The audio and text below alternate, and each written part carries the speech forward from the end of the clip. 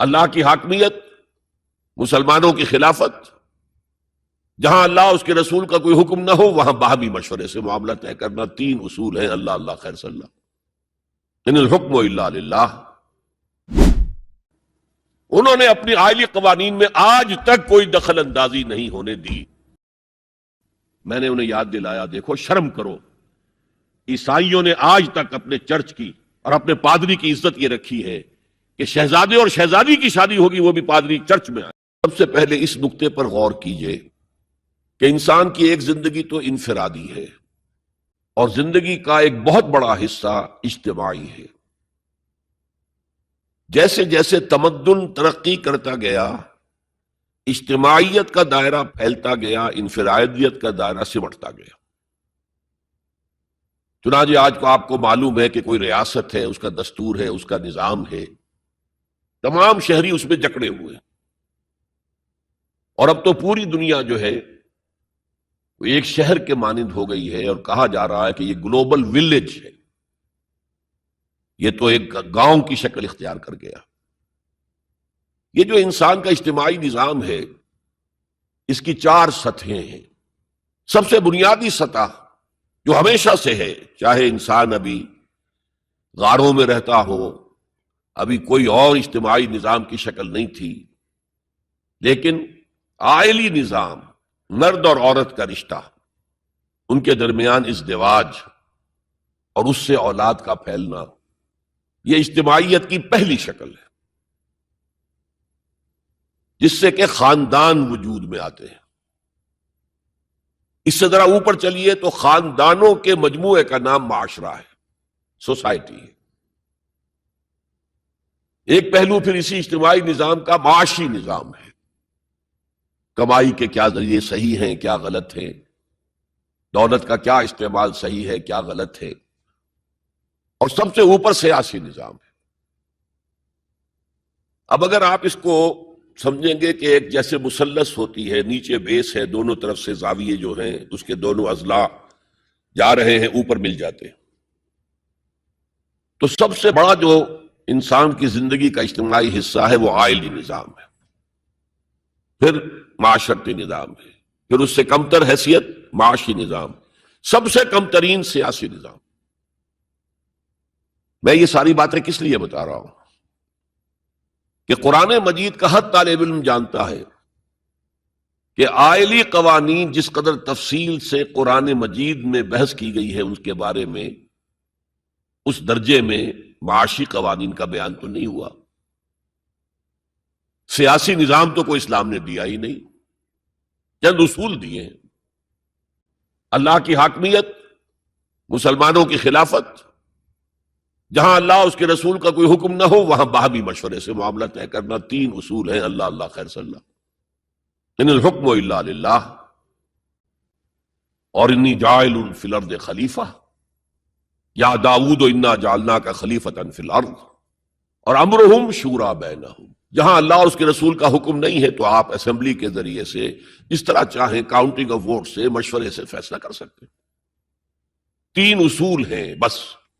اس پر ریاست جو ہے وہ پارلیمانی ہو، وہ صدارتی ہو، ان میں سے نہ کوئی واجب ہے نہ کوئی حرام ہے، یونٹری ہو، وحدانی، یا فیڈرل ہو یا کانفیڈرل ہو، ان میں سے بھی کوئی چیز نہ واجب نہ فرض نہ حرام، یہ آپ کے اپنی مرضی سے ہے، آپ اپنی باہمی مشورے سے جو لوگ چاہتے ہوں اختیار کر لیں۔ نظام کے بارے میں کوئی سیاسی نظام کا ڈھانچہ ہمیں ایسا نہیں دیا گیا کہ وہ واجب ہے آپ پر، اصول دیے گئے۔ معاشیات کے ضمن میں سود حرام، جوا حرام، نشہ آور چیزوں کی تجارت حرام، انسان کے سفلی جذبات کو، شہوانی جذبات کو بھڑکا کر کمائی کرنا حرام، بس۔ باقی میدان کھلا ہے، محنت کرو، جد و جہد کرو، کماؤ، جو تم کماؤ گے تمہارا ہوگا، البتہ ایک حد سے اوپر جاؤ گے زکوٰۃ لے لی جائے گی تاکہ جو پیچھے رہ گئے ہیں ان کی ضروریات پوری کی جا سکے۔ جہاں آزاد معیشت ہوگی وہ ایسے ہی ہے جیسے کہ آزاد دوڑ ہو رہی ہے، اور جب دوڑ میں ظاہر بات ہے کہ آپ اگر تو انہیں رسے سے باندھ دیں گے تب تو نہ کوئی آگے رہا نہ پیچھے رہا. لیکن دوڑ کا فائدہ کیا ہے؟ دوڑ تو یہ ہے کہ ذرا وہ شخص جو تیز دوڑ سکتا ہو وہ نمایاں ہو. تو فری اکانومی جہاں بھی ہوگی کوئی آگے نکل جائیں گے کوئی پیچھے رہ جائیں گے. تو پیچھے والوں کے بھی کچھ حقوق کا لحاظ کیا جائے. زکوٰۃ کیا ہے؟ تؤخذ من اغنیائہم ترد الی فقرائہم، ان کے امیروں سے وصول کی جائے گی، ان کے غریبوں کو دے دی جائے گی. بس یہی جو ہے اسلام کا معاشی نظام ہے. لیکن معاشرتی نظام پر بڑی بحثیں آئی ہیں. سورہ نور، سورہ احزاب بہت مفصل، سورہ نساء، اور آئلی قوانین پر جو میں نے کہا تھا بالکل پہلے نیچے بیس ہے وہ اس مثلث کا، اس پر آپ دیکھتے ہیں کہ کئی رکوع، 3-4 رکوع تو سورہ بقرہ میں ہے، پھر سورہ نساء میں ہے، سورہ مائدہ میں ہے، پھر سورہ نور میں ہے، سورہ احزاب میں ہے، سورہ مجادلہ میں ہے، سورہ طلاق میں ہے، سورہ تحریم میں ہے. یہ آئلی قوانین تو بہت ہی تفصیل کے ساتھ بیان کیے گئے. حکمت کیا ہے کہ یہی تو ہے جڑ، بنیاد تو یہی ہے. اگر اسی بنیاد میں خرابی آ گئی تو خشت اول چونہد معمار کج تا سریا می رود دیر کب دیوار کج. اگر پہلی اینٹ جو ہے دیوار کی ٹیڑھی رکھی گئی تو بناتے جائیے آپ، اوپر ٹیڑھ جائے گا آخر تک. اس لیے آئلی نظام کو سب سے زیادہ تفصیل کے ساتھ قرآن مجید میں بیان کیا گیا. اب دوسرا نقطہ دیکھیے، اسلام کے معاشرتی نظام کا جو اصل الاصول ہے، پہلی بنیادی بات جو ہے وہ کیا ہے؟ تمام انسان مرتبے میں برابر ہیں. پیدائشی طور پر کوئی انسان افضل نہیں، کوئی ارذل نہیں، کوئی اونچا نہیں، کوئی نیچا نہیں. پیدائشی طور پر اونچ نیچ ہوگی، وہ ہوگی ایکوائرڈ کریکٹرز کی وجہ سے، جو آپ نے حاصل کیا. آپ نے علم زیادہ حاصل کیا، آپ کی ایک عزت ہو جائے گی. آپ میں تقوی زیادہ ہے، خدا ترسی زیادہ ہے، آپ کی عزت کی جائے گی. آپ خادم خلق ہیں، آپ کی عزت کی جائے گی. لیکن یہ ساری چیزیں ایکوائرڈ ہیں، بعد میں انسان نے حاصل کی ہیں. پیدائشی طور پر کوئی انسان اونچا نہیں، کوئی انسان نیچا نہیں.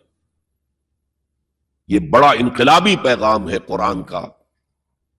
اور یہ سمجھیے کہ پورے عالم انسانیت کے لیے، میں ابھی گواہی بھی آپ کے سامنے پیش کروں گا کہ عالم انسانیت میں پہلی مرتبہ یہ پیغام اسلام نے دیا.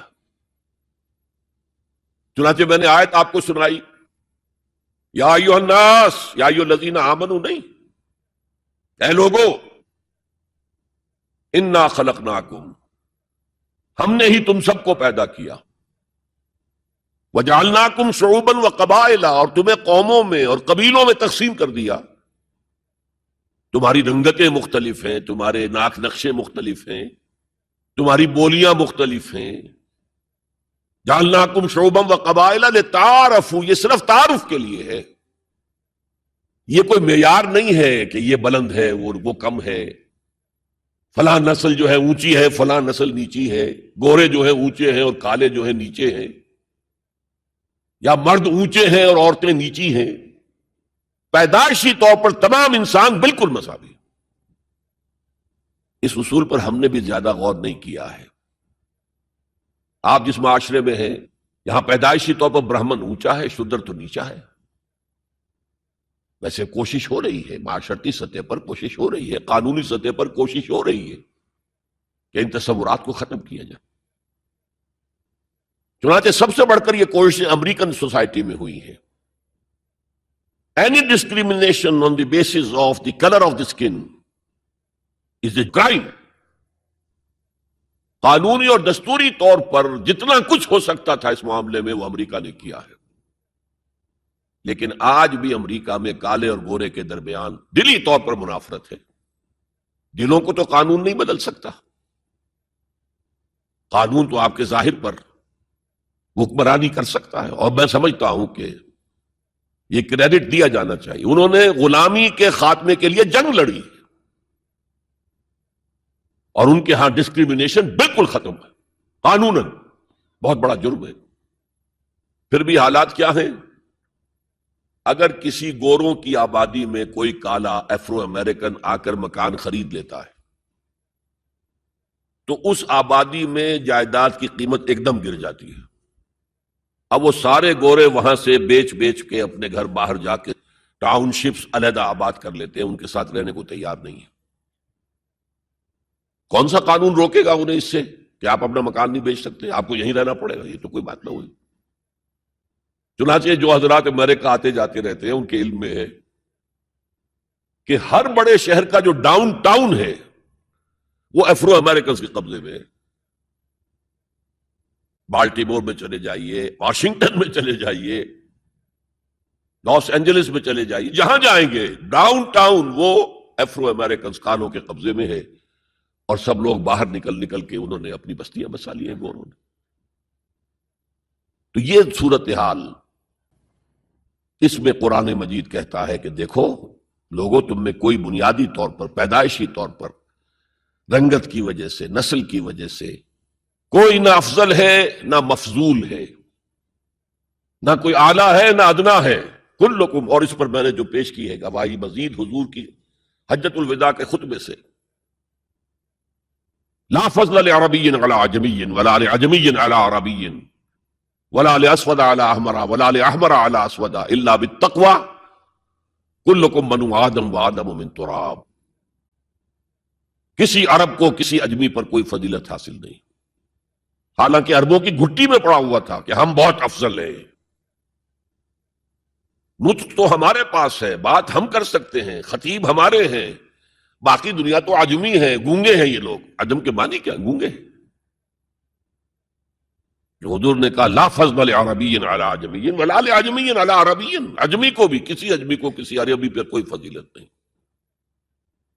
ولا لاحمر علی اسود، کسی سرخ روح کو، سفید اور سرخ رنگت والے کو، کسی سیاہ فام کے اوپر کوئی فضیلت نہیں، نہ کسی سیاہ فام کو کسی گورے پر کوئی فضیلت ہے. میں نے شروع میں جب میں حدیث پڑھتا تھا تو میں حیران ہوتا تھا کہ کیا کوئی کالے بھی یہ سمجھتے ہیں کہ ہم گوروں سے افضل ہیں؟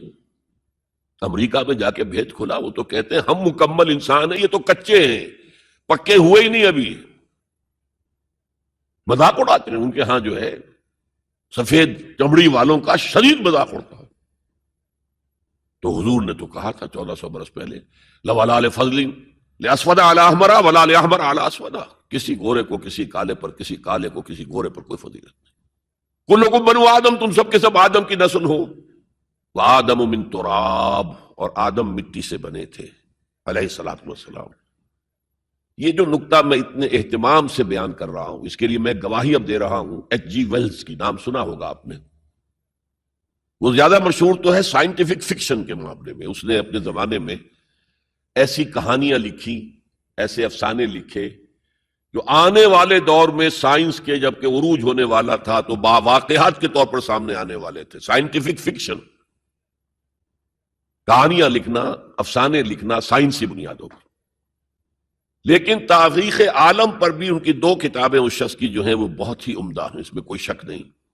اے short history of the world, اور دوسری ہے a concise history of the world. Concise history of the world میں پہلے میں یہ بیان کر دوں کہ اس نے حضور پر بڑے کیچڑ اچھالا ہے. شاطم رسول جیسے آج رشدی ہے، یا بنگالی جو ہے تسلیمہ نسرین ہے، یا ایک اور بھی اٹھ کر آ گئی ہے اب، جس طرح وہ کیچڑ اچھالتے ہیں، جس طرح وہ حملے کرتے ہیں، رقیق حملے کرتے ہیں، ایسے ہی ایچ جی ویلز نے بھی کیے ہیں. یہ میں کس لیے بتا رہا ہوں؟ تاکہ یہ بات جو ہے واضح ہو جائے کہ وہ عقیدت مند نہیں ہے، حضور کا دشمن ہے. اور عربی کی کہاوت یہ ہے کہ الفضل ما شہدت بہ الاعداء، دوست اور عقیدت مند تو تعریف کریں گے. کیا کسی مسلمان کے لیے ممکن ہے کہ حضور کی تعریف نہ کرے؟ بلکہ وہ نعتیں پڑھتے ہوئے غلوف بھی کر جائیں گے، کہیں سے کہیں پہنچا دیں گے. ہاں اگر دشمن تعریف کرے تو وہ بات ہے کہ جو قابل غور ہے. میں نے اس لیے اسٹیبلش کیا دشمن ہے، دوست نہیں ہے، عقیدت مند نہیں. لیکن جو چیپٹر اس کا ہے حضور کی زندگی پر، اس کے آخر میں آ کر خطبہ حجۃ الوداع کا یہ حوالہ اس نے دیا لا فضل لعربی علی عجمی ولا لعجمی علی عربی ولا لاسود علی احمر ولا لاحمر علی اسود الا بالتقوی. اور اس کے بعد جو اس کا ریئیکشن ہے، اس پر جو تبصرہ تھا کہہ رہا ہوں، اس کی وجہ بتا دوں گا بعد میں. معلوم ہوتا گھٹنے ٹیک کر کوئی شخص جو ہے اور سر جھکا کر خراج عقیدت پیش کر رہا ہے. ایگزیکٹ الفاظ یہ تھے اس کے: although the sermons of human equality, fraternity and freedom were said before also, and we find a lot of such sermons in Jesus of Nazareth, but it must be accepted that it was Muhammad sallallahu alayhi wasallam who for the first time in human history established a society based on these principles. کہ اگرچہ انسانی مساوات، اخوت اور حریت کے واعظ تو پہلے بھی بہت کہے گئے تھے، بہت کہے گئے تھے. اب عیسائی ہونے کے باوجود کہتا ہے کہ مسیح ناصری، جیسس آف نازرت، حضرت عیسیٰ علیہ السلام کے ہاں بھی واعظ تو بہت ہے، لیکن ان اصولوں پر کوئی معاشرہ وہ قائم نہیں کر سکے. تاریخ انسانی میں پہلی شخصیت محمد کی ہے صلی اللہ علیہ وسلم، جس نے کہ ان اصولوں پر معاشرہ بالفعل قائم کر کے دکھایا. اچھا، اب آئیے اس کی اہمیت پر. اہمیت یہ ہے کہ آج جیسا کہ میں نے کہا تھا کہ دنیا سکڑتی جا رہی ہے، فاصلے تو کوئی ہے ہی نہیں، اب کوئی معنی ہی نہیں. جیسے حدیث میں آیا تھا کہ دجال بات کرے گا ساری دنیا میں سنی جائے گی. آج کوئی دجال صاحب جو ہے واشنگٹن سے تقریر کرتے ہیں اور پوری دنیا میں سنی جاتی ہے. اب جو یہ دنیا چھوٹی ہو رہی ہے تو اس کا ایک منطقی تقاضا یہ ہے، یہ جو نیو ورلڈ آرڈر کی بات ہے یہ منطقی ہے. کوئی ایک عالمی ریاست ہونی چاہیے. اب یہ چھوٹی چھوٹی ریاستیں، نیشن سٹیٹس وغیرہ، یہ تو لڑتی بھڑتی رہیں گی، اس نے اس کے اوپر چڑھائی کر دی، اس نے اس پر چڑھائی کر دی. تو ایک کوئی عالمی ریاست، گلوبل سٹیٹ قائم ہونی چاہیے. لیکن اس کے لیے بنیاد کہاں سے لائیں؟ انسانوں کو جوڑیں کیسے؟ وہ تو نسل کی بنیاد پر جو ہے کٹے ہوئے ہیں، رنگت کی بنیاد پر ان کے دلوں کے درمیان جو ہے بودھ ہے. انسانیت کو ایک کرنے والی یا ایک ڈوری میں پرونے والی شے کون سی ہے؟ کون سی ڈوری ہے؟ دیکھیے، انہی حالات کا تقاضا تھا لیگ آف نیشنز قائم ہوئی تھی. لیکن چونکہ سارے فاصلے جو ہے خارج میں کم ہوئے ہیں، دلوں کے فاصلے جو کہ تو برقرار ہے، ناکام ہو گئی، ختم ہو گئی. اقبال نے اس کی موت کی پیشن گوئی کی تھی: بیچاری کئی روز سے دم توڑ رہی ہے، ڈر ہے خبر بد نہ میرے منہ سے نکل جائے. تقدیر تو مبرم نظر آتی ہے وہ، لیکن پیران کلیسا کی دعا ہے کہ یہ ٹل جائے، کسی طرح لیگ آف نیشنز باقی رہ جائے. ختم ہو گئی. اب یونائٹڈ نیشنز ہے، بالفعل ختم ہو چکی، سپر پاورز کے مفادات کے تحت. اور اب تو وہ سپر پاورز بھی دو نہیں، سپریم پاور جو ہے وہ یونائٹڈ نیشنز کی اکثریت روکنا چاہے وہ نہیں رکتی. عراق پر حملے کے معاملے میں کون ساتھ تھا ان کے؟ بائی پاس کیا، دفاع ہو جاؤ، ہمیں کوئی حیثیت زبریت نہیں تمہاری. تو یہ بھی دم توڑ رہی ہے. یونائٹڈ نیشنز کا وجود کیا رہ جائے گا؟ بیچاری کئی روز سے دم توڑ رہی ہے. یہ عراق پر حملے کے ساتھ یہ ہے اس کا دم جو ہے عالم نزاع شروع ہو چکا ہے. ڈر ہے خبر بد نہ میرے منہ سے نکل جائے. تقدیر تو مبرم نظر آتی ہے، تو اٹل نظر آتا ہے کہ یہ فیل ہو جائے گا، ادارہ ختم ہو جائے گا. پیران کلیسا کی دعا ہے کہ یہ ٹل جائے، وہاں دعائیں ہو رہی ہیں کہ ابھی یہ برقرار رہے. اس پس منظر میں قرآن دو بنیادیں دیتا ہے کہ جو تمام انسانوں کو جوڑنے والی ہیں. ایک وحدت الہ، وحدت خالق. تم سب کا خالق ایک ہی ہے، اللہ. اب ایوولوشن کی تھیوری ماننے والے کیسے مانیں گے کہ کوئی ایک اللہ ہے، کوئی ایک خالق ہے؟ تو نہیں مان سکتے. نمبر دو، تم سب ایک ہی جوڑے کی اولاد ہو. یا ایھا الناس انا خلقناکم، اے تمام انسانوں ہم نے تم سب کو پیدا کیا. وحدت خالق، وحدت الہ، اس پر سب جڑ جائیں گے آپس میں. ہندی ہوں، چینی ہوں، پاکستانی ہوں، ایرانی ہوں، امریکی ہوں، کالے ہوں، گورے ہوں، پیلے ہوں، سب اللہ کی مخلوق ہوں. اگر دل میں اللہ پر یقین ہے تو یہ پھر سارے جو فرق ہیں ایویپوریٹ ہو جائیں گے. ایک کالے حبشی کو جس کے گھنگریا والے بال تھے، ہونٹ موٹے موٹے تھے، شین ادا نہیں کر سکتا تھا، اشہدو نہیں کہہ سکتا تھا، اشہدو کہتا تھا، بلال. اور حضرت عمر فاروق جو اسلام سے پہلے بڑے نیشنلسٹ تھے، اپنی قرشیت پر فخر، اپنے خاندان پر فخر، اور وہ عمر فاروق جبکہ وہ خلیفہ تھے حضرت بلال کا نام نہیں لیتے تھے سیدنا کے بغیر. سیدنا بلال، سیدنا بلال، سیدنا بلال. حضرت ابو بکر کے بارے میں فرماتے ہیں ابو بکر سیدنا وآتق سیدنا. ابو بکر خود بھی ہمارے سردار ہیں، انہوں نے ہمارے سردار کو آزاد کرایا تھا خرید کر. تو یہ فرق تو جب تک کہ آپ اللہ پر ایمان نہ رکھتے ہوں تو کوئی بنیاد ہی نہیں ہے. ہمارے ان کے درمیان کیا بنیاد ہے؟ پتہ نہیں کون سے قسم کے بندروں کی اولاد جو ہے ہندوستان میں بس رہی ہے اور کون سے قسم کے شمپینزیز کی اولاد جو ہے وہ کہیں اور بس رہی ہے. ان کا تو کوئی رشتہ آپس میں ہے ہی نہیں. پھر یہ کہ وحدت آدم و حوا، انا خلقناکم، نمبر 1 من ذکر و انثی، ایک مرد اور ایک عورت سے پیدا کیا. تو ایک تو اخوت دینی ہے، اخوت اسلامی ہے، وہ تو بڑی اونچی بات ہے. اخوت انسانی، تمام انسان.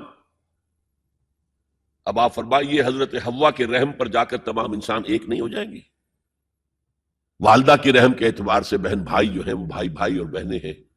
دادی کے اس پر جائیے تو وہ ایک بڑا کنبہ وجود میں آ جائے گا. چچا تائے کی ساری اولاد اس میں مل جائے گی، اور اسی طریقے سے خالاؤں کی اور پھپھیوں کی اولاد شامل ہو جائے گی. اس سے آگے جائیے، اس سے آگے جائیے، سب جا کر آدم اور حوا پر جمع ہو جائے گی. تو آج جو زمانے کا تقاضا ہے کہ یہ فاصلے کم ہو، نوع انسانی جمع ہو، ایک وحدت ہو جائے، وہ تقاضا صرف اسلام کی بنیاد پر طے ہو سکتا ہے، پورا ہو سکتا ہے. کسی اور کے پاس اس کے لیے کوئی بنیاد نہیں. میں نے کہا تھا نا کہ کسی کالے کو گورے پر نہیں، کوئی گورے کو کالے پر فضیلت نہیں. ساتھ ہی کہا تھا مرد کو عورت پر کوئی فضیلت نہیں. مرد اونچا اور عورت نیچی نہیں ہے. شرف انسانیت کو دونوں ایکولی شیئر کرتے ہیں، وہ بھی ہیومن بینگ، وہ بھی ہیومن بینگ. سورہ آل عمران کے آخر میں ایک لمبی دعا آئی ہے، ربنا اننا سمعنا منادیا ینادی للایمان ان آمنوا بربکم فآمنا. اے رب ہمارے، ہم نے ایک پکارنے والے کی پکار کو سنا کہ وہ ایمان کی صدا لگا رہا ہے، ایمان کی ندا لگا رہا ہے صلی اللہ علیہ وسلم کہ اپنے رب پر ایمان لاؤ. تو ہم ایمان لے آئے. ربنا فاغفر لنا ذنوبنا وکفر عنا سیئاتنا. تو پروردگار ہمارے گناہ بخش دے اور ہم سے ہماری برائیوں کو دور کر دے. وتوفنا مع الابرار، اور اپنے نیکوکار بندوں کے ساتھ ہمارا خاتمہ کیجو. ربنا وآتنا ما وعدتنا علی رسولک، اور پروردگار ہمیں وہ سب کچھ دیجو جس کا وعدہ تو نے اپنے رسولوں کے ذریعے کیا ہے. آپ نے فرمایا جنت اور یہ نعمتیں ہوں گی، ہمیں وہ سب کچھ دیجو. انک لا تخلف المیعاد، تو اپنے وعدے سے ہٹنے والا نہیں ہے. ہمیں یہ اندیشہ نہیں ہے. اندیشہ ہے تو یہ کہ ہم ان وعدوں کا مصداق ثابت ہو سکے یا نہ ہو سکے. تو اپنے فضل کرم سے ان کا مصداق ہمیں بنا دے. اب اس کا جواب سنیے. فاستجاب لهم ربهم انی لا اضیع عمل عامل منکم. ان کے رب نے ان کی دعا کو قبول کیا اور فرمایا میں تم میں سے کسی عمل کرنے والے کے کسی عمل کو ضائع کرنے والا نہیں ہوں. من ذکر او انثی، خواہ وہ مرد ہو خواہ عورت. بعضکم من بعض، تم ایک دوسرے ہی میں سے ہو نا. ایک ہی باپ کے نطفے سے بیٹا بھی ہے بیٹی بھی ہے. ایک ہی ماں کے رحم میں پرورش پائی ہے بیٹے نے بھی بیٹی نے. تو اونچ نیچ کہاں سے آ جائے گی؟ کدھر سے آ جائے گی؟ بعضکم من بعض، ایک دوسرے میں سے ہو. فالذین ہاجروا، تو وہ لوگ جنہوں نے ہجرت کی. تو ہجرت صرف مردوں تو نہیں کی، عورتوں نے بھی کی. وَأُخْرِجُوا مِن دِيَارِهِمْ، جو اپنے گھروں سے نکالے گئے ان میں مرد بھی تھے عورتیں بھی تھیں. وَأُوذُوا فِي سَبِيلِي، اور جنہیں میری راہ میں ایذا پہنچائی گئی ان میں مرد بھی تھے عورتیں بھی تھیں. پہلے شہید ہونے والے 2 میاں بیوی، ایک جوڑا، حضرت یاسر رضی اللہ تعالی عنہ اور حضرت سمیہ ان کی اہلیہ رضی اللہ تعالی عنہ. شدید ترین ٹارچر کیا ابو جہل نے اور پھر شہید کر دیا. وقاتلوا وقتلوا، پھر انہوں نے قتال بھی کیا، اللہ کی راہ میں جنگ بھی کی اور قتل بھی ہوئے. تو ان تمام کاموں کے اندر مرد اور عورت شریک رہے. قتال سے میں نے عرض کیا تھا کہ فرضیت اس کی جو ہے وہ خواتین پر نہیں ہے، اس کے باوجود خواتین نے حصہ لیا، جاتی تھی مرہم پٹی ان کے ذمے. آخر جنگ میں زخمی ہوں گے، آئیں گے، کوئی مرد اس میں لگیں گے تو ورکنگ جو ہماری طاقت ہے وہ کم ہوگی. پھر یہ کہ آخر خوراک کا بندوبست تو کرنا ہے، کھانے کا جو ہے راشن کا وہ کرتے تھے. تو یہ سب کے سب برابر کے شریک ہیں. سنیے دوبارہ الفاظ، فاستجاب لهم ربهم انی لا اضیع عمل عامل منکم من ذکر او انثى بعضکم من بعض فالذین ہاجروا واخرجوا من دیارهم واوذوا فی سبیلی وقاتلوا وقتلوا لأکفرن عنہم سیئاتہم، میں لازماً دور کر دوں گا ان سے ان کی برائیوں کو، وَلَأُدْخِلَنَّهُمْ جَنَّاتٍ تَجْرِي مِن تَحْتِهَا الْأَنْهَارُ، اور انہیں لازماً داخل کروں گا ان باغات میں کہ جن کے دامن میں ندیاں بہتی ہوں گی. ثوابا من عند اللہ، یہ بدلہ ہوگا اللہ کے پاس سے. واللہ عندہ حسن الثواب، اور یقیناً بہترین بدلہ تو اللہ ہی کے پاس ہے.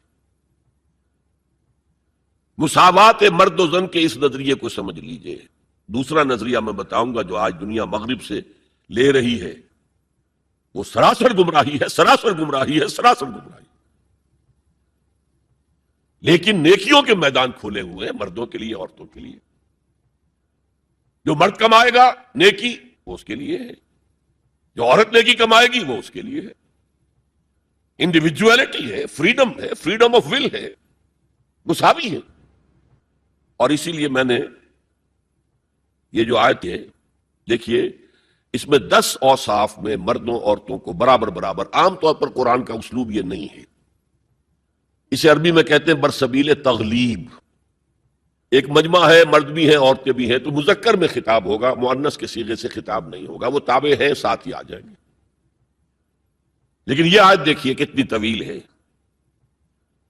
ان المسلمین والمسلمات، یقیناً فرما بردار مرد اور فرما بردار عورتیں، والمومنین والمومنات، اور صاحب ایمان مرد اور صاحب ایمان عورتیں، والقانتین والقانتات، اور فروتنی اختیار کرنے والے مرد اور فروختنی اختیار کرنے والی عورتیں، والصادقین والصادقات، اور سچ بولنے والے مرد اور سچ بولنے والی عورتیں، والصابرین والصابرات، اور صبر کرنے والے مرد اور صبر کرنے والی عورتیں، والخاشعین والخاشعات، اللہ کے سامنے جھکنے والے مرد اور جھکنے والی عورتیں، والمتصدقین والمتصدقات، صدقہ دینے والے مرد اور صدقہ دینے والی عورتیں، والصائمین والصائمات، اور روزہ رکھنے والے مرد اور روزہ رکھنے والی عورتیں، والحافظین فروجہم والحافظات، اور اپنی شرمگاہوں کی حفاظت کرنے والے مرد اور اپنی شرمگاہوں کی حفاظت کرنے والی عورتیں، والذاکرین اللہ کثیرا والذاکرات، اور کثرت سے اللہ کا ذکر کرنے والے مرد اور کثرت سے اللہ کا ذکر کرنے والی عورتیں.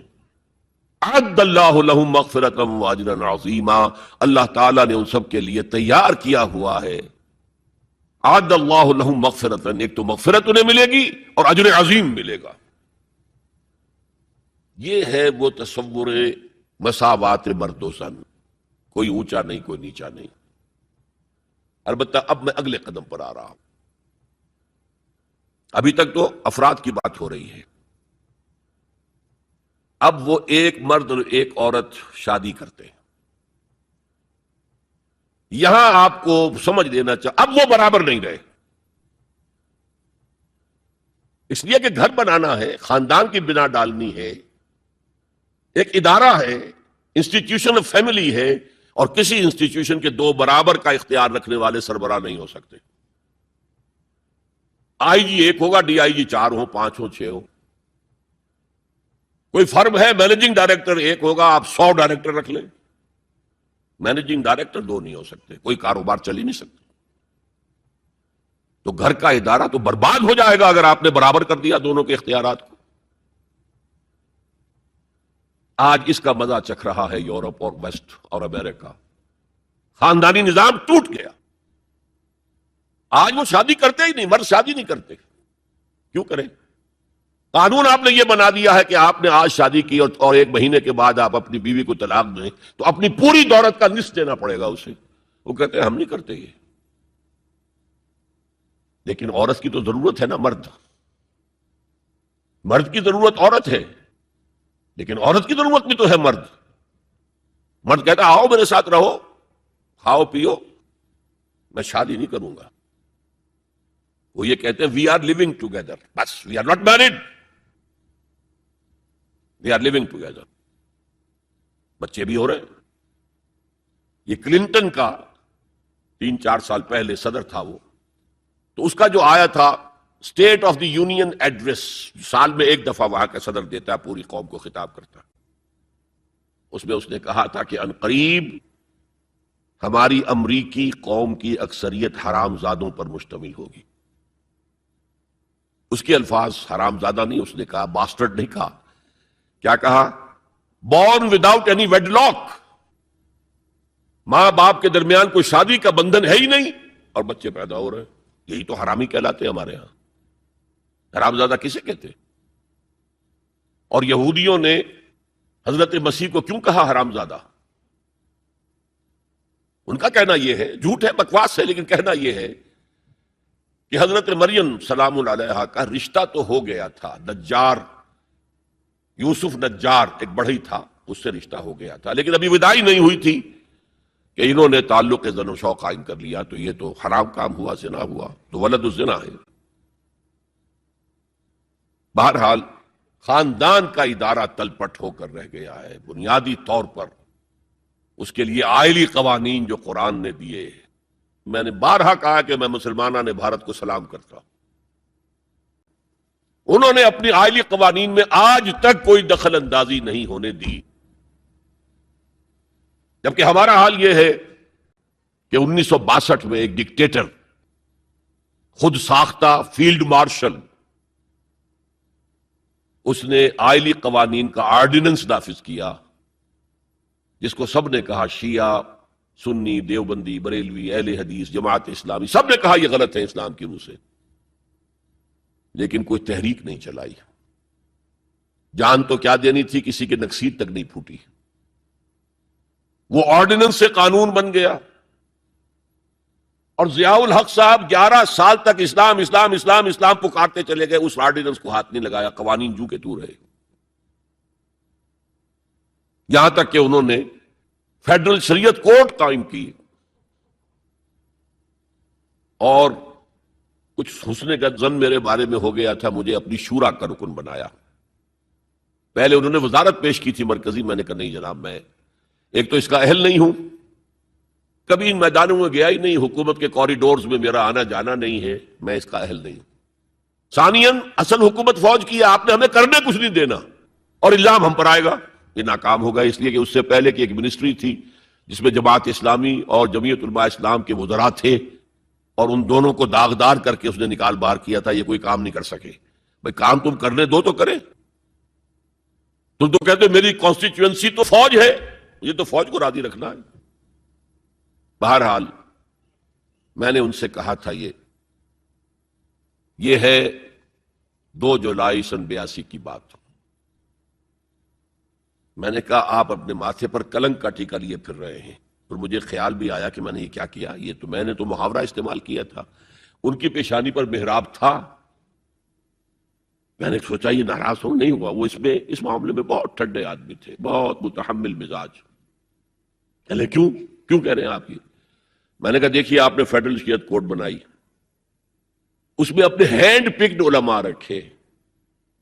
تقی عثمانی کس کا چوائس ہے؟ آپ کا. پیر کرم شاہ کس کا چوائس ہے؟ آپ کا. ملک غلام علی کس کا چوائس ہے؟ آپ کا. اور اس کورٹ کے بھی ہاتھ باندھ دیے. ویسے تو یہ 2 بیڑیاں پہنائی تھی اور 2 ہتکڑیاں، لیکن میں اس وقت اپنی گفتگو کے حوالے سے صرف ایک کا ذکر کر رہا ہوں. آئلی قوانین پر بھی آپ کوئی بات نہیں کر سکتے. میں نے کہا یہ کیا؟ یہ تو انگریز نے نہیں چھیڑے تھے ہمارے، اور بھارت کا مسلمان آج تک اس کی حفاظت کر رہا ہے. میں نے کہا دیکھیے یہ غلام احمد پرویز نے بنوائے تھے، جو منکر حدیث تھا، اور اس کا اثر تھا چونکہ وہ گورنمنٹ آف پاکستان میں ڈپٹی سیکریٹری تھا کسی مرکزی محکمے میں. وہ اس کے زیر اثر جو ہے ایوب خان نے وہ قوانین بنائے. اور میں نے کہا ضیاء الحق سے کہ وہ بھی زندہ ہے، ابھی زندہ تھے وہ عدالت میں آئے ثابت کر دیں کہ کتاب و سنت کے خلاف کوئی چیز اس میں نہیں ہے. میں خوش، میرا خدا خوش. میں یہ تو نہیں کہتا کہ جو میں کہوں وہ آپ کریں. لیکن آپ نے عدالت کے ہاتھ کیوں بند کیے؟ کہنے لگے کہ پھر ان خواتین کو کون مطمئن کرے گا؟ میں نے کہا اگر آپ کا سوچ کا انداز یہی ہے تو یہ میرا استعفی حاضر ہے، میں آپ کی شورا میں نہیں بیٹھ سکتا، استعفی دے کر آگے۔ میں جو حوالے سے بات کر رہا تھا وہ یہ کہ جب یہاں وہ ایجیٹیشن ہوا ہے، اور میں دلی میں تھا اور میں نے انگریزی اخبار میں فوٹو دیکھا تھا کہ جس قدر عظیم ایک جلسہ بمبئی میں ہوا تھا، کیپشن یہ تھا اخبار میں، اے میمتھ گیدرنگ آف بامبے مسلم، میمتھ، اور اس میں ظاہر بات ہے ایجیٹیشن کے اندر جانیں بھی دینی پڑی، سب کچھ ہوا۔ پھر حکومت نے گھٹنے ٹیک دیے کہ نہیں؟ اور صرف گھٹنے نہیں ٹیکے، راجیو کی یہ تقریر لوک سبھا کی ریکارڈ پر ہے کہ میں نے تو اس سے پہلے کبھی مطالعہ نہیں کیا تھا، اب اس مسئلے پر مطالعہ کیا ہے تو میں نے دیکھا ہے کہ جتنے حقوق اسلام نے عورت کو دیے کسی مذہب نے نہیں دیے۔ یہ بات ہے جو اسے ماننی پڑی، لیکن برابر آپ کر دیں گے تو خاندان کا ادارہ ختم ہو جائے گا۔ اسی لیے فرمایا گیا الرجال قوامون علی النساء فالصالحات قانتات حافظات للغیب بما حفظ اللہ۔ مرد حاکم ہیں عورتوں پر، نیک بیویاں وہ ہیں جو اپنے شوہروں کی اطاعت کرتی ہیں۔ ظاہر بات ہے کہ کوئی رائے ہے، اختلاف رائے ہو گیا ہے شوہر اور بیوی میں، بیوی دلیل سے سمجھا لے، اپیل سے سمجھا لے، جس طرح بھی سمجھا لے، من والے ٹھیک ہے، اور نہیں تو اسے شوہر کی بات ماننی پڑے گی۔ فالصالحات قانتات، وہی لفظ جو ابھی آپ نے پڑھا، قانتین بالقانتات، فرما بردار مرد اور فرما بردار عورتیں۔ تو نیک بیویاں تو وہ ہیں جو اپنے شوہروں کی اطاعت گزار ہیں، اس سے وہ بانڈ جو ہے مضبوط رہتا ہے۔ پھر اسلام نے اتنا منصفانہ نظام کیا ہے قائم۔ میں نے آپ کے سامنے اقبال کا ایک مصرع پڑھا تھا، وہ جو ابلیس نے کہا کہ عصر حاضر کے تقاضاؤں سے ہے لیکن یہ خوف ہو نہ جائے آشکارا شر پیغمبر کہیں، زمانے کا تقاضا یہ، زمانہ ادھر جا رہا ہے، مجھے خطرہ ہے اسلام آئے گا، جو آج بش کو خطرہ ہے، آئے گا چاہے اس سے پہلے لاکھوں مسلمان قتل ہو جائیں، چاہے اس سے پہلے کروڑوں مسلمان قتل ہو جائیں۔ تاتاریوں کے ہاتھوں بھی کروڑوں قتل ہوئے تھے، لیکن پھر تاتاریوں نے مسلمانوں کو فتح کیا تھا، اسلام نے تاتاریوں کو فتح کر لیا ہے۔ آیا فتنہ تاتار کے افسانے سے پاسماں مل گئے کعبے کو صنم خانے سے۔ ہو سکتا ہے اب بھی ایسا ہو جائے، تو وہ ڈرتے ہیں کہ یہ نظام آئے گا، اس لیے اتنے خوف زدہ ہیں۔ جب اللہ نے مرد کو بنایا طاقتور زیادہ، اور عورت کا حسن یہ ہے کہ وہ نازک ہو۔ وہ کبھی کوئی حمیدہ پہلوان ہوتی تھی بھارت میں ایک، اس نے جو کہا تھا کہ میں اس سے شادی کروں گی جو مجھے پچھاڑ لے۔ میں کون پچھاڑے گا اس کو، خود ہی پچھاڑ جائیں گے وہ۔ تو عورت کا حسن تو نزاکت میں ہے، لہذا بھاری بوجھ اس پر نہیں ڈالے۔ ملک کا ڈیفنس مردوں کا ذمہ داری ہے، نان نفتے کی فراہمی مردوں کی ذمہ داری، عورت کی نہیں ہے۔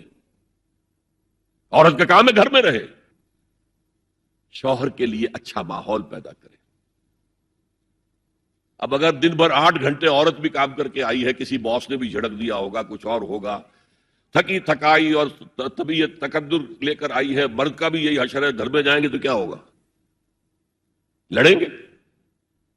لیکن گھر میں رہی ہو عورت، پھر بچے آ جاتے ہیں، 1 بجے آ گئے، ماں باپ دونوں آئیں گے شام کو 6 بجے 7 بجے 8 بجے، بڑے بڑے شہروں میں تو وہاں پر 2 گھنٹے تو لگتے ہیں گھر پہنچنے میں۔ یہ بچے کیا کریں گے؟ کس قسم کے تجربات کریں گے؟ یہ سارا بیڑا غرق ہو رہا ہے، عورت کے ذمہ نہیں ہے کام کرنا۔ کہتے ہیں مجبوری ہے، آپ اپنے سٹینڈرڈ آف لیونگ کو بڑھاتے جائیے بڑھاتے جائیے بڑھاتے جائیے، دونوں کی سر توڑ محنت کے باوجود آپ کا جو ہے تقاضا پورا نہیں ہوگا، اور اسی کو سکیڑ لیجئے۔ کمانا شوہر کا کام ہے، بیوی کا نہیں۔ اس کو اقبال نے کہا ہے کہ اسلام کا معاشرتی نظام 2 حصوں پر مشتمل ہے، حافظ ناموس زن، ایک تو عورت کی عصمت و عفت کی حفاظت. مرد آزماں، مرد کے اوپر چیلنج ہے. بھاری بوجھ تمہیں اٹھانے ہیں، مرد آزماں مرد آفرین.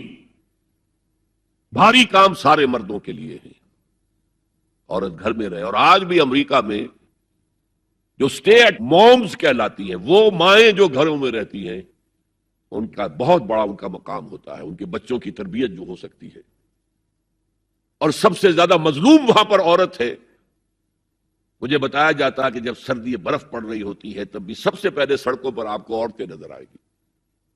مرد 1 گھنٹے بعد گھر سے نکلے گا، کیونکہ اس عورت نے کہیں اپنے بچے کو کسی بیبی سیٹر کے پاس، چلڈرن کیئر کے پاس بھیجے گی، پہنچائے گی، پھر اپنے آفس جائے گی. شام کو آفس سے نکلے گی، وہاں سے بچے کو لگی، پھر گھر آئے گی. مظلوم ترین عورت ہے وہاں پر. دونوں بوجھ ڈالتی ہے اس پر، حمل بھی وہ اٹھائے، ولادت کی سختی بھی سہے، اور معاش کا بوجھ بھی ڈالو اس پر. واقعہ یہ ہے کہ آج کی عورت انتہائی مظلوم عورت ہے. ایک تو اسے کھلونا بنا لیا. عجیب حیرت ہوتی ہے مغربی تہذیب کو کیا ہوا ہے. عورت ننگی، مرد پورا لباس پہنے ہوئے،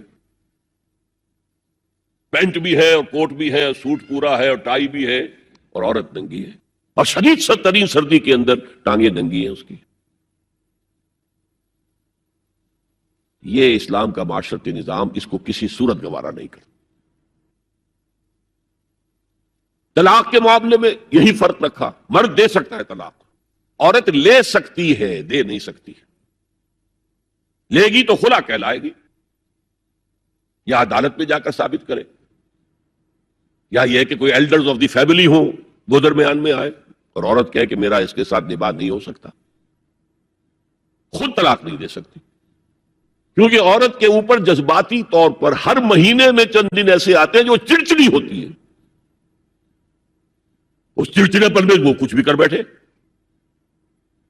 اسے طلاق کا حق نہیں دیا. مرد کو حق حاصل ہے. ہاں، اگر نہ حق طلاق دے گا اللہ کے یہاں پکڑا جائے گا.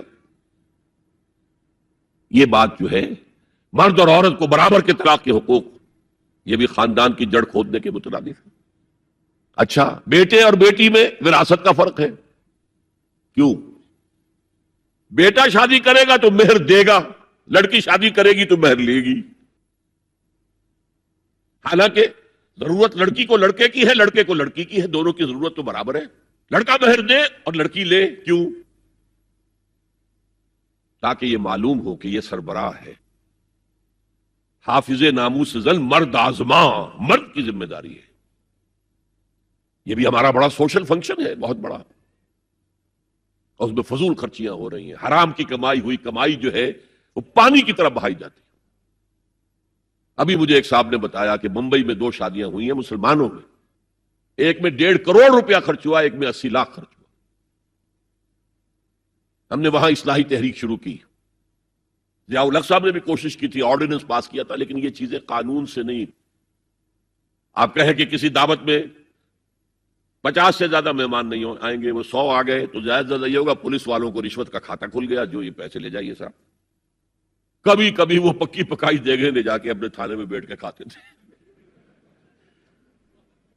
لیکن قانون سے نہیں بدلتا مزاج. ہم نے کیا طے کیا؟ دیکھو، یہ ہے چٹان کی بنیاد. آپ کو بڑی اونچی بلڈنگ بنانی ہو تو دیکھنا پڑتا ہے چٹان نیچے بنیاد زمین کیسی ہے. تو بنیاد کیا ہے؟ آپ سادگی کرو، سادگی کرو، سادگی کرو. یہ واسطہ بے معنی ہے بالکل. اس لیے کہ غریب کی سادگی کچھ اور ہے، امیر کی سادگی کچھ اور ہے. سادگی کے ایک معنی تو نہیں ہے. لہذا کوئی جو ہے راک فاؤنڈیشن وہ تلاش کی جائے. وہ ہم نے کی تلاش. جو تقریب حضور سے، صحابہ سے ثابت ہے، ضرور کرو، ضرور کرو، ضرور کرو. عضوا علیہا بالنواجذ، اپنے دانتوں سے پکڑ لو اس کو. اور جو تقریب ثابت نہیں حضور سے اور صحابہ سے، یقیناً یہ کہیں باہر سے آئی ہے. یا تو ہمارا خاندانی پس منظر جو ہے، اکثر تو ہندوؤں سے مسلمان ہوئے، وہ سادات ہوں، صدیقی ہوں، فاروقی ہوں، عثمانی ہوں، وہی ہیں نا جو باہر سے آئے تھے. باقی تو اکثریت یہیں سے، وہ اپنا ہندوانہ پس منظر لے کر آئے. تو جس کا ثبوت صحابہ کے دور میں نہیں وہ یقیناً باہر سے آئی ہوئی چیز ہے، اس میں پھر سادگی نہیں، اس میں کمی نہیں، جڑ سے کاٹو اس کو۔ اس بنیاد پر ہم نے 5 فیصلے کیے، ذرا سن لیجئے آپ بھی، اگر آپ کوئی سوشل ورک کرنا چاہیں اس کو عام کریں۔ نمبر 1، نکاح مسجد میں۔ حدیث موجود ہے، ترمذی شریف کی روایت، اعلنوا ھذا النکاح واجعلوہ فی المساجد، نکاح کا اعلان عام کیا کرو، مسجدوں میں منعقد کیا کرو۔ میں حیران ہوتا ہوں کیوں نہیں علماء کرام نے اس کی طرف توجہ دلائی۔ حدیث ہے، ہاں میں مانتا ہوں ان کا کہنا یہ ہے کہ یہ یہاں جو امر ہے کہ مسجد میں منعقد کرو، یہ امر وجوب کے لیے نہیں ہے، استحباب کے لیے، مستحب ہے یہ کہ مسجد میں۔ تو بھائی مستحب کیوں چھوڑ رہے ہو تم؟ وہ اس لیے چھوڑنا پڑتا ہے، مولوی بیچارے کی حیثیت ہے ہی نہیں معاشرے میں کہ وہ کہے جناب یہاں آئیے میرے پاس، میں نہیں آؤں گا آپ کے گھر نکاح پڑھانے کے لیے۔ وہ اپنا رجسٹر بغل میں دبائے بیٹھا سوکھتا رہتا ہے۔ وہ تو آنی تھی بارات عصر کے وقت، مغرب بھی جا رہی، آئی ہی نہیں، وہ بیٹھا غریب۔ پہلے 20-30 روپے ملتے تھے، اب 200 300 400 ملتے ہیں، اور کیا ہے۔ میں نے انہیں یاد دلایا دیکھو شرم کرو، عیسائیوں نے آج تک اپنے چرچ کی اور اپنے پادری کی عزت یہ رکھی ہے کہ شہزادے اور شہزادی کی شادی ہوگی وہ بھی پادری چرچ میں آئیں گے۔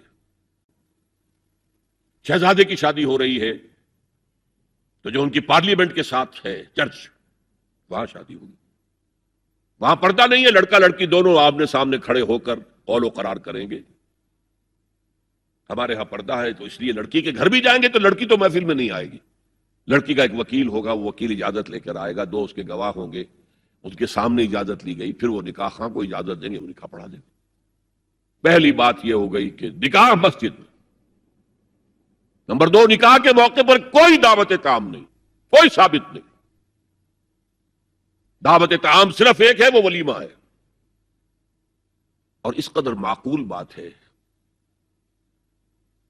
سب باپ اپنے سینوں پر ہاتھ رکھ کر سوچیں اور میری بات سنیں، کیا بیٹی کو گھر سے رخصت کرنے کا وقت جو ہے وہ خوشی کا وقت ہوتا ہے؟ جب بیٹی گھر سے جا رہی ہو، کوئی جانور بھی آپ قربانی کے لیے، کوئی مینڈھا کو بکرا لے آئیں 8-10 دن پہلے اور بچے مانوس ہو جائیں تو وہ جب آپ ذبح کرتے ہیں تو پچھاڑے کھاتے ہیں کہ نہیں بچے؟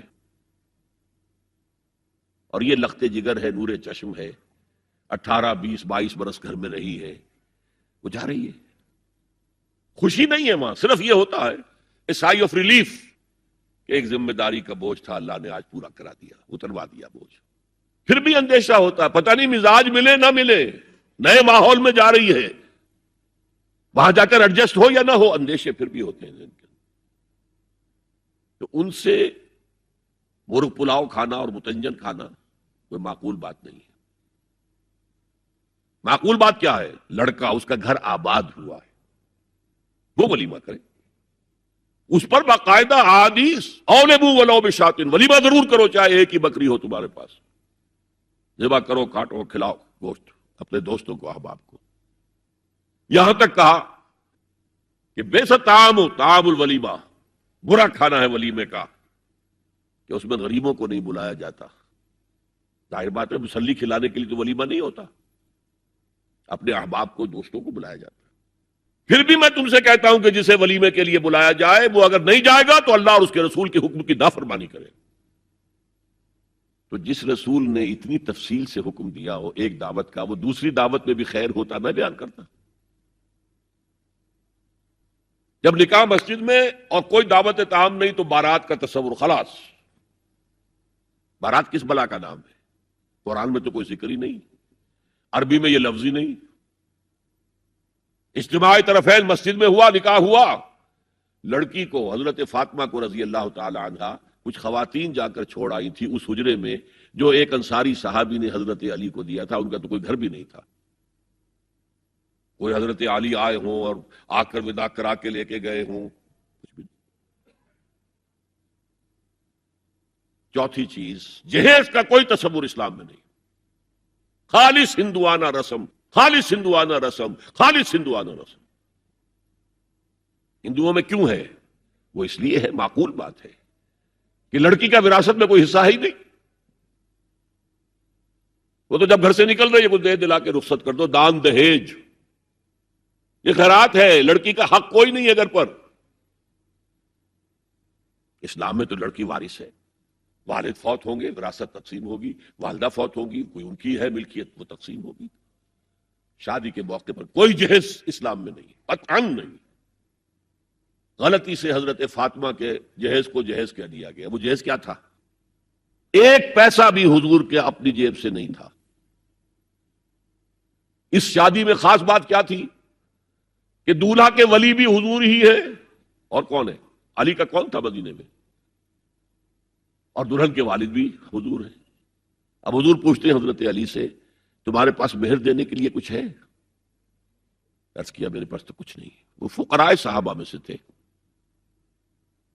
فرمایا مہر تو دینا ہے، تمہارے پاس ایک زرہ ہوتی تھی؟ جی ہاں زرہ تو ہے. انہوں نے یہ سمجھا زرہ تو جہاد کے لیے ہے، کوئی وہ دولت تو نہیں ہے. فرمایا جاؤ اسے بیچو یا گروی رکھ کے قرض لے کر آؤ. وہ گئے، حضرت عثمان نے خرید لی اور کچھ دنوں کے بعد واپس کر دی ہدیتاً. یہ زرہ میں ہدیہ آپ کو کر رہا ہوں. اس وقت اگر کہتے چھوڑو علی، کہاں تو لو میں پیسے دے دیتا ہوں تمہیں، تو ان کی طبیعت پر بار ہوتا. اس پیسے سے حضور نے کچھ پیسے گھر بھیجے اندر، دلہن کو ذرا تیار کر دو. اور کچھ پیسوں سے وہ ایک گدا جس میں کھجور کی کھال بھری ہوئی تھی اور 2 تکیے جس میں کھجور کی کھال بھری ہوئی تھی، ایک مشکیزہ کنویں سے پانی تو لانا ہی ہے نا، ایک چکی جو ہو یا گیہوں ہو پیسنا تو ہے نا، کوئی 1-2 برتن اور اللہ اللہ خیر صلی اللہ. یہ تھا جسے جہیز کہتے ہیں، جس میں ایک پیسہ بھی حضور کا شامل نہیں ہے. وہ حضرت فاطمہ کا مہر تھا جسے بنایا گیا. ورنہ مدینے ہی میں دوسری آپ کی صاحبزادی کا نکاح حضرت عثمان سے بھی ہوا. کہیں ذکر ہے جہیز کا؟ حضرت عثمان کا گھر بھرا ہوا، ہر چیزیں موجود، وہاں تو کسی جہیز کا تذکرہ نہیں. بہرحال یہ شادی کو آسان کرو، زنا کو مشکل بناؤ. یہاں شادی کے لیے 9 من تیل ہوگا تو رادھا ناچے گی، ورنہ یہ کہ بڑی ہو رہی ہے، عمر ہو رہی ہے، سب کچھ ہو رہا ہے، لیکن کچھ تقاضے تو ہے نا، آخر کچھ تو کرنا ہوتا ہے نا، آخر کچھ نہ کچھ لوگوں کو تو کھانا کھلانا ہی ہوتا ہے نا، بارات تو آخر آئے گی ہی نا، کچھ نہ کچھ تو دینا ہی ہوگا، کچھ جوڑے کپڑے کچھ. یہ اسلام کا فلسفہ جو میں نے 4-5 باتیں آپ کو بتا، فلسفہ یہ ہے کہ لڑکی کے باپ پر ایک پیسے کا بوجھ نہیں. اس نے لڑکی پال پوس کے تمہارے حوالے کر دیا، اب اور کیا چاہتے ہو تم؟ سارا مرد آزماں مرد آفرین، مرد کو چیلنج دیا ہے، تم مرد ہو، مہر تم دو گے. اور سب سے بڑھ کر کیا ہو رہا ہے آج کل بھی ہوتا ہے، وہ ہمارے ایک کچھ کام ہوتے ہیں اسلامی، وہ بھی ہے کچھ وہی ہندوانہ پس منظر. نکاح کی محفل میں چھوارے کون لے کے آتا ہے؟ جی لڑکے والے. اور پلاؤ کن سے کھاتے ہیں؟ بھائی جس کو تمہیں مرغ پلاؤ کھلا رہا ہے وہ چھوارے نہیں بانٹ سکتا تھا؟ یہ ہے اسلام اور غیر اسلام کا امتزاج. چھوارے لڑکے والے لے کر آئیں گے اور پھر دعوت اڑائیں گے لڑکی والوں کی طرف سے. اب میں آ رہا ہوں تیسرے موضوع پر. اس کا تعلق بھی بنیادی طور پر خاندانی نظام کی مضبوطی کے لیے. خاندانی نظام مضبوط رہے گا جبکہ شوہر اور بیوی کی جتنی جنسی دلچسپی ہے وہ صرف آپس میں مرکوز ہو. شوہر کی بیوی پر، بیوی کی شوہر پر. ادھر ادھر نگاہیں جائیں گی، کوئی عورت دیکھی نگاہوں میں کھب گئی وہی خواب میں آئے گی، اپنی بیوی کی طرف سے توجہ ہٹ جائے گی.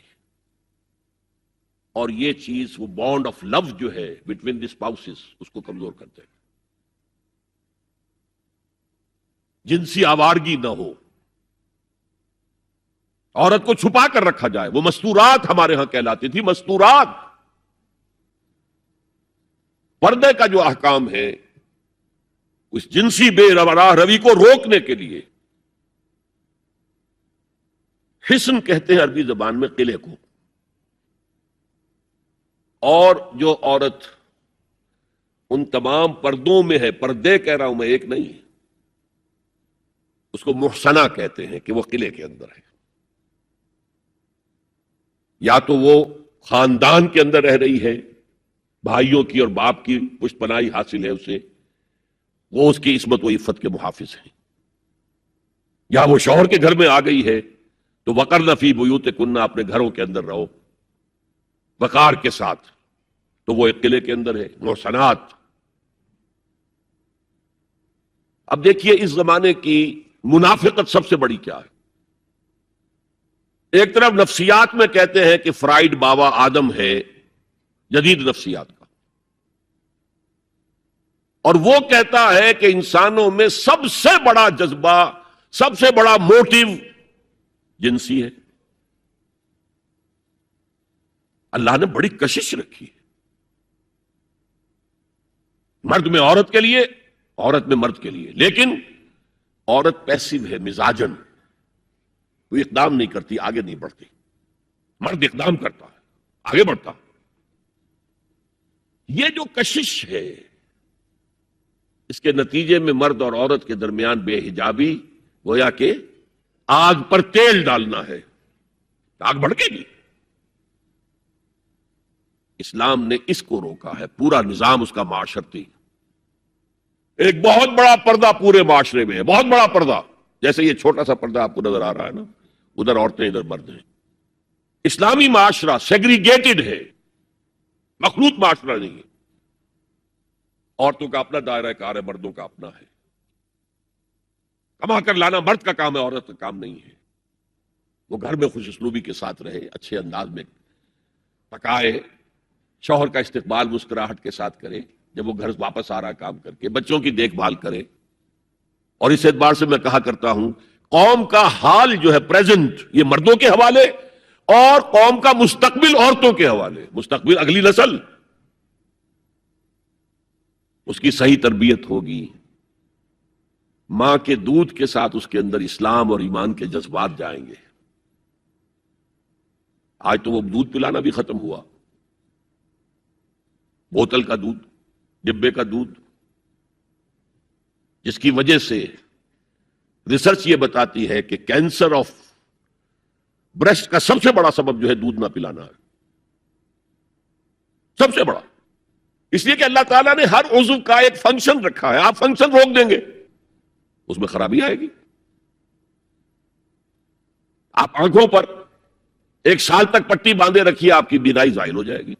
کیا کرنا پھر اب اس کا؟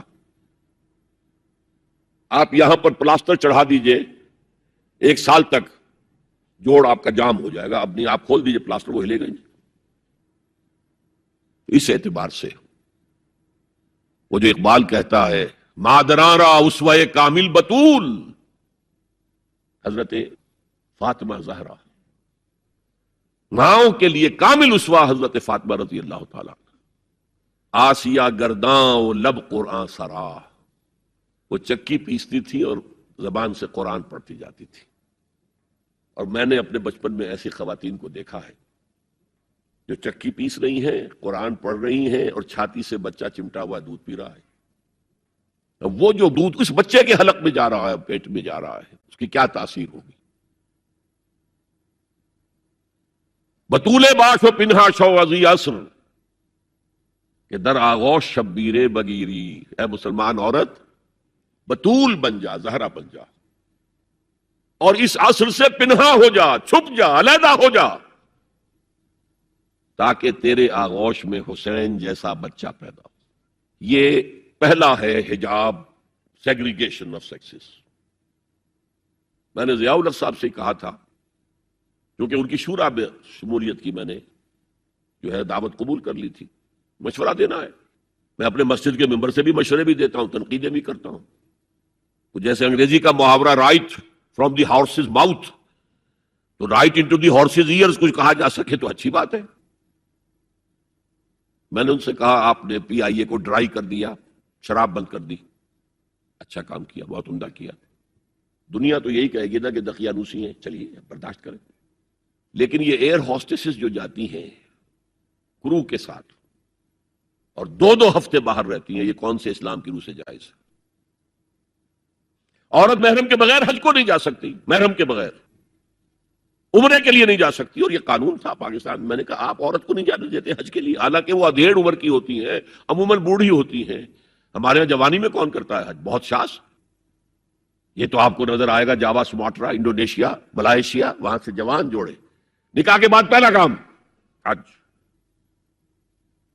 کہ ہمارے ہاں تو بڈھے ٹھیرے گئے ہوئے ہوتے، اور پہلے زمانے میں تو ان کو رخصت کر دیتے تھے کہ بس رخصت ہی ہو جائیں گے، یہ اب واپس نہیں آئیں گے اب۔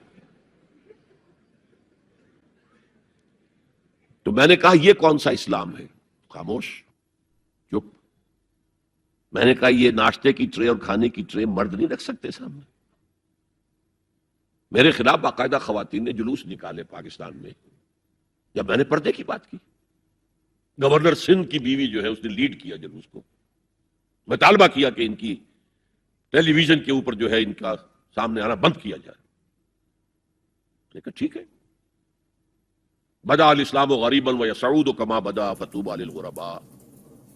اسلام شروع ہوا تھا تو اسی حالت میں تھا کہ کوئی اس کو جانتا پہچانتا نہیں تھا، پھر جب اسلام غالب ہو گیا تو طاقتور کے تو سبھی دوست تھے، سبھی پہچاننے والے، لیکن ان قریب اسلام پھر غریب ہو جائے گا۔ تو جو اسلام کی غربت کے ساتھ خود غریب ہو جائیں ان کے لیے مبارکباد۔ اسلام کا دامن نہ چھوڑے، چاہے انہیں کہا جائے کہ یہ تو بڑے ہی دقیانوسی لوگ ہیں، بڑے کٹر لوگ ہیں۔ میں نے اس زمانے میں چیلنج کیا تھا، مجھے بتاؤ کیا فرق واقع ہوتا ہے؟ آپ کہیں گے عورتوں کو اگر ہم گھر میں بٹھائیں تو ہماری اکانومی سفر کرے گی، آدھی ہماری جو ہے لیبر وہ کام نہیں کرے گی۔ میں نے کہا where there's a will there's a way۔ Cottage industry کا انتظام کرو، نمبر 1، گھروں میں بیٹھ کر کام کریں۔ دوسری جنگ عظیم کے دوران ایک بڑا علاقہ تھا دلی میں جس کا ہر گھر کارخانہ بنا ہوا تھا، کرخندار، یہ ایک قوم کا نام پڑ گیا، کرخندار۔ چھوٹی چھوٹی مشینیں لگی، کہیں بٹن بن رہے ہیں، کہیں بکسوئے بن رہے ہیں، کہیں نکریں سل رہی ہیں، کہیں پینٹیں سل رہی ہیں، کہیں جو ہے کرتے سل رہے ہیں، قمیضیں۔ صبح کے وقت ٹرک آیا، خام مال دے گیا، شام کو آیا، تیار مال لے گیا۔ عورت نہ گھر سے نکلی نہ باہر گئی، کچھ نہیں، اور کام کیا، کما لیا۔ کاٹیج انڈسٹری کا انتظام کرو۔ اسی طریقے سے ایسے یونٹ بناؤ انڈسٹریل جس میں عورتیں کام کریں، عورتیں سپروائز کریں، ورکنگ آورز کم رکھو تاکہ وہ اپنے گھر کا کام بھی کر سکیں۔ السلام علیکم سامعین، آپ لوگ ڈاکٹر اسرار احمد صاحب کے اور بیانات سننا چاہتے ہیں تو ہمارے چینل کو سبسکرائب ضرور کرتے ہیں۔